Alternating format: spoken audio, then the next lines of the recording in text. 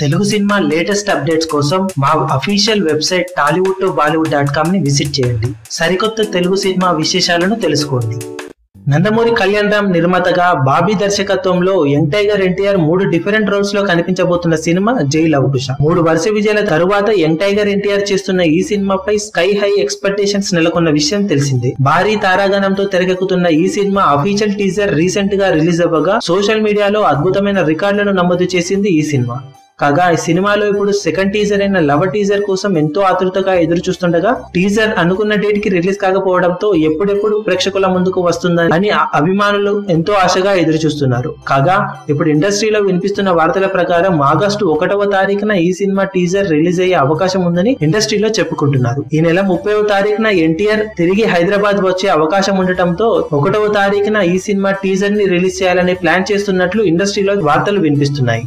కాగా జై లవ్ కుశ షూటింగ్ శరవేగంగా జరుగుతుండగా సినిమా ఇప్పటికీ 80% పూర్తి అయిపోయినట్లు సమాచారం. కొంత టాకీ పార్ట్ మరియు 2-3 పాటలు బ్యాలెన్స్ ఉన్నట్టు తెలుస్తుంది. అవి కూడా ఆగస్టు చివరికల్లా పూర్తి అయ్యే అవకాశం ఉందని ఇండస్ట్రీలో చెబుతున్నారు. దాంతో సెప్టెంబర్ 21న సినిమా ప్రేక్షకుల ముందుకు భారీ ఎత్తున రిలీజ్ కానుందట.